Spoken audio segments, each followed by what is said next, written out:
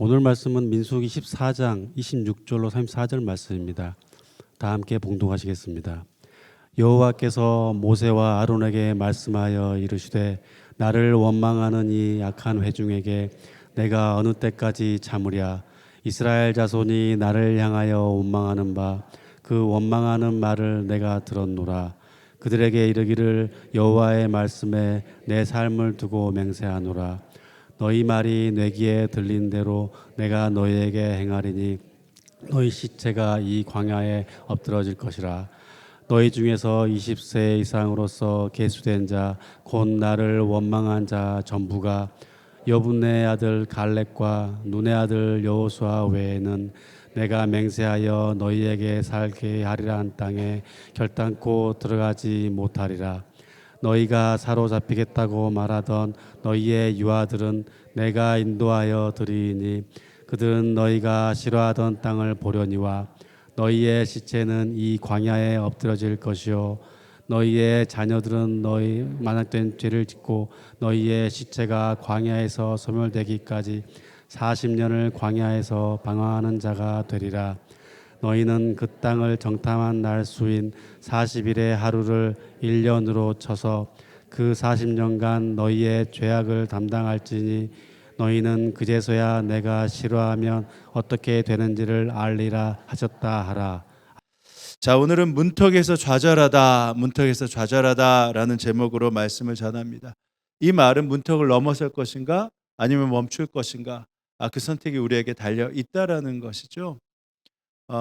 긍정적, 적극적 사고 방식을 널리 이야기했던 노먼 필 이 박사님에 대한 이야기가 있어요. 이분이 어느 날 기차를 타고 여행하고 있는데 그 맞은편에 어떤 부부들이 있었다고 해요. 근데 그 남편이 같이 맞은편에 있는 걸 보는데 자꾸만 불평을 쏟아놓고 있는 것을 보았습니다.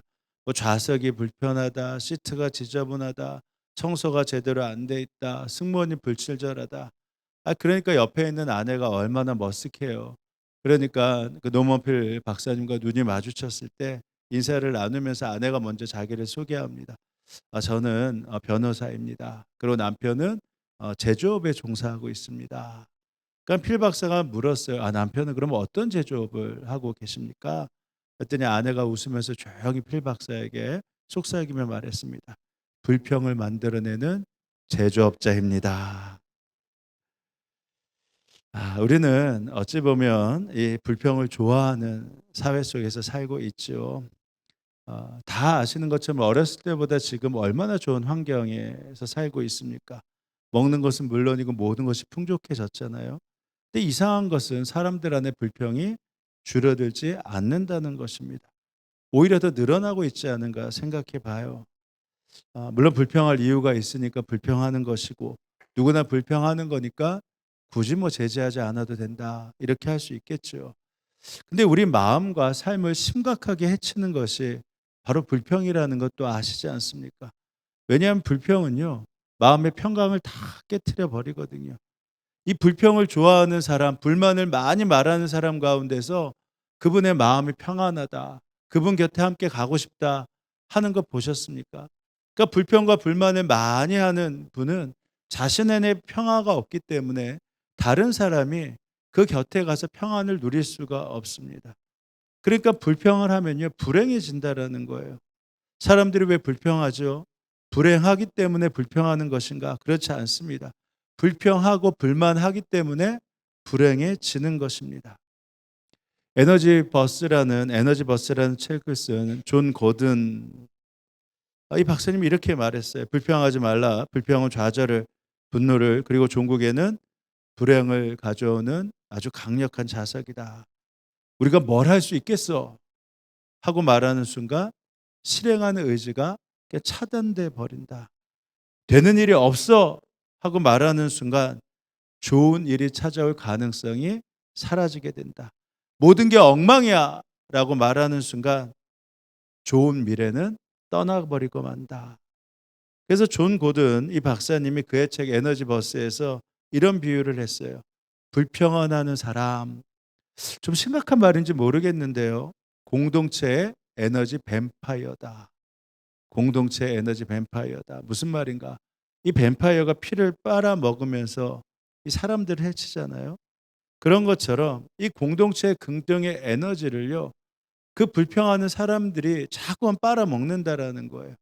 그러니까 공동체가 10개 중에서 6개가 되면 좋다라고 말을 하는 게 사회적 법칙이잖아요.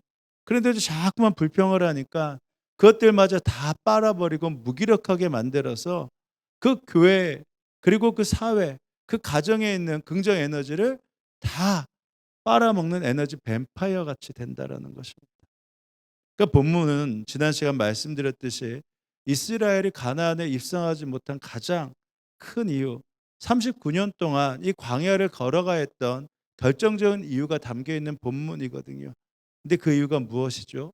바로 불평과 불만이라는 이 늪에 빠져버렸기 때문입니다. 하나님께서는 시내산에 지나면서 시내산에 있으면서 이스라엘 백성이 다 준비된 줄 알았어요. 근데 막상 출발하다 보니까 달라진 게 하나도 없습니다. 불평하고 원망하는 못된 버릇 그대로 다 남아 있었잖아요. 그 사실 확인하는데 겨우 3일밖에 걸리지 않았습니다. 사흘끼리면 충분했어요. 처음에는 뭘로 시작됐죠? 먹는 것으로. 이 불만과 불평이 시작되잖아요. 그러다가 탐욕으로 이것이 발전되기 시작했습니다. 급기야는 이집트에서 살아온 삶이 미화되기 시작하면서 매일 경험하는 하나님을 하찮은 것으로 만들어 버렸습니다. 불평과 원망은 그들이 시내 산에서 지나면서 하나님께서 이제는 준비되었다 했던 그 모든 것까지도 다 앗아가 버렸습니다. 하나님께서 내 백성이 되었다. 이제 이곳에서 함께 나와 함께 예배를 드리자. 그리고 함께 가나안을 정복하여 내가 약속한 땅에서 살자라고 했는데 그들이 어느 순간 자신들이 누구인지 지금 어디로 가야 하는지를 다 놓치고 잊어버렸습니다. 한번 지도 한번 보세요. 하나님께서 여호와 군대라고 말씀하시면서 출애굽을 하는 여정을 통해서 시내산에서 1년 가까이 있었어요. 그리고 이제 에시온 게베를 통해 가데스 바나에 이르렀죠. 그 다음에 하나님의 계획은 뭡니까? 그냥 전진하라. 그냥 저 위에 있는 것처럼 브엘세바, 그러면 호르마, 그리고 헤브론, 가나안으로 그냥 점령하고 나아가는 게 하나님의 계획했던 길이었어요. 근데 어떻게 되죠? 점령하니까 가데스 바네아에서 다시 광야로, 그리고 39년 동안 광야의 길을 헤매게 되었습니다. 하나님께서 눈을 강조하셨잖아요. 이스라엘 군대야, 너희들은 이제 나와 함께 정복하러 가자 하고 정복하면 될 것인데, 모세와 백성들의 생각을 달랐어요. 거기를 좀 알아봐야 되는 거 아니겠어? 지형도 모르는데 어떻게 점령을 해? 그 땅 사람이 강한지 약한지도 좀 알아봐야 되잖아. 험난한지 평탄한지 요새야 된 성읍이 어느 정도 있는지, 토지가 정말 기름되는지 좀 살펴봐야 되지 않을까? 그들이 계속해서 말하기 시작했습니다. 그때 모세도 생각해 보니까 맞아요. 근데 어떻게 보세요? 모세가 맞았습니까? 우리가 생각할 때는 굉장히 합리적인 말입니다. 얼마나 신중하고 합리적입니까? 그냥 맹목적으로 가느니 그냥 가서 좀 거기가 어떻게 생겼나 알아보고 어디를 먼저 점령할까도 알아보고 그 땅이 평탄한지 험준한지도 알아보고 그리고 사람들이 얼마나 강력하게 준비되어 있는지 알아보고 얼마나 합리적이고 이성적이에요. 여러분, 믿음이라는 게 굉장히 좋지만요, 맹신은 정말 조심해야 됩니다. 오히려 맹신을 갖고 있으면요, 모든 사람 더 어렵게 해요. 더 늪에 빠지게 할 수 있단 말입니다. 중국 내지 선교의 아버지라고 불리는 허드슨 테일러, 이분이 중국 선교의 내재 선교의 장을 열었죠. 근데 이분이 1853년에 이제 배를 타고 중국으로 가는 그 항해 가운데 큰 폭풍우를 만났습니다. 그러니까 거기에 있는 선장이 모두에게 구명복을 입으라고 했어요. 그리고 허드슨 테일러의 어머니가 이제 선교를 갈 때 이 배가 위험한 걸 아니까 혹시 무슨 폭풍이 불면 꼭 살아야 되니까 구명복을 입어라라고 신신당부까지 했습니다. 그 입으면 되는데 허드슨 테일러가 고민스러운 거예요. 나는 지금 중국 선교로 하나님의 말씀에 따라 가고 있는데 하나님이 여기서 살려주시겠지, 나 죽겠느냐. 그러면 구명복을 입을 필요가 있어요, 없어요? 허드슨 테일러가 안 입었어요. 다 입으라고 하는데 혼자 안 입었어요. 왜냐하면 오히려 이것을 입으면 하나님의 믿음에 내가 부응하는 게 아니다. 입지 않겠다. 끝까지 안 입었습니다. 다행히 폭풍우가 지나갔어요. 무사히 중국에 소탁한 다음에 사역을 하다가 얼마 지난 후에 그가 자기의 삶을 나누면서 폭풍 가운데 있었을 때 내가 구명복을 입지 않은 거, 그때는 믿음인 줄 알았는데 맹신이었다. 나는 잘못했다라고 분명히 고백을 합니다. 믿음과 맹신을 어떻게 고백을 하죠? 어떻게 분별을 하죠? 구명복 입지 말라는 분명한 음성 들었으면 믿음입니다. 근데 이 음성 듣지 않고 자기가 판단했다면 맹신이 될 수 있어요. 성경에 태풍이 와도 믿음으로 구명복 입지 말라라는 말씀이 있었다면 이것을 붙잡고 할 수 있습니다. 성경 어디에도 없잖아요. 그렇지 않다면 농부가 하나님을 믿지만 어떻게 해야 되죠?